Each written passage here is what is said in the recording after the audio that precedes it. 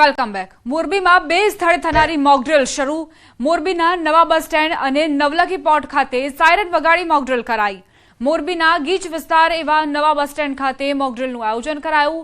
જિલ્લા કલેક્ટર કેબી ઝવેરી, એસપી રાહુલ ત્રિપાઠી, વહીવટીતંત્ર, પોલીસ તંત્રની હાજરીમાં ડેમોન્સ્ટ્રેશન કરાયું। લોકોને આપાતકાલીન સ્થિતિમાં કઈ રીતે બચવું તેની તાલીમ આપવામાં આવી। ફાયરથી લઈ તમામ ટીમો તૈનાત કરવામાં આવી।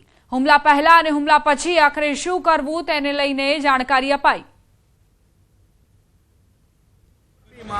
મોક ડ્રીલનું બે સ્થળે આયોજન કરવામાં આવ્યું હતું। વહીવટીતંત્ર દ્વારા આયોજન કરવામાં આવ્યું હતું, જેમાં ફાયર વિભાગથી લઈ જે કહી શકે કે તમામ વહીવટીતંત્ર છે તે ખડે પગે છે। તો બીજી બાજુ જે જોવા જઈએ દ્રશ્યો તમે જોઈ રહ્યા છો, જે મોરબીના પોલીસ તંત્રથી લઈ અને તમામ તંત્ર જે છે તે એલર્ટ છે। તો મોક ડ્રીલ છે જે બે જગ્યાએ સાયરન વગાડીને કરવામાં આવનાર હતી, જે નવલખી પોર્ટ અને નવા બસ સ્ટેન્ડ ખાતેથી જેની શરૂઆત થઈ ચૂકી છે અને આગામી સમયમાં આપાતકાલીન સ્થિતિમાં નાગરિકોએ બચવા શું કરવું તેની પણ સમજ આપવામાં આવશે। અતુલ જોશી, ન્યૂઝ 18 ગુજરાતી, મોરબી।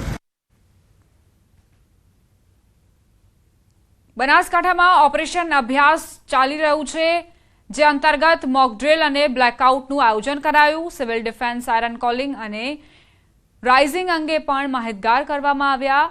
યુદ્ધ દરમિયાન લોકોની રક્ષા માટે જે પણ આયોજન કરવામાં આવતું હોય છે તેની જાણકારી અપાઈ, તેની તાલીમ અપાઈ।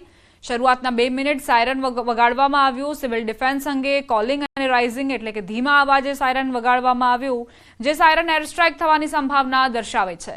આ સમય દરમિયાન લોકો બંકર કે ઘર જેવી સુરક્ષિત જગ્યાએ જ્યાં સુધી 2 મિનિટનું સાયરન વાગે ત્યાં સુધી ઘરમાં રહ્યા। ત્યારબાદ સળંગ 2 મિનિટનું સાયરન વગાડવામાં આવ્યું। એનો મતલબ એર સ્ટ્રાઇક પૂરી થઈ ગઈ છે।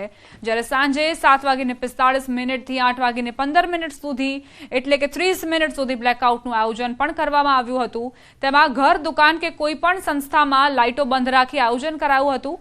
જોકે હોસ્પિટલમાં દર્દીઓ હોવાના કારણે બારીમાંથી લાઇટનો પ્રકાશ ન દેખાય તે રીતે પડદા ઢાંકીને હોસ્પિટલમાં પણ બ્લેકઆઉટનું પાલન કરાયું હતું।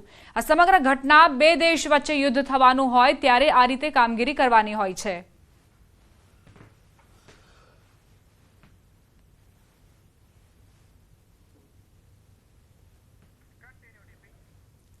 કચ્છમાં 3 સ્થળોએ સિવિલ ડિફેન્સની મોકડ્રીલ યોજાઈ। ભુજના પોલીસ પરેડ ગ્રાઉન્ડ ખાતે મોકડ્રીલ યોજાઈ।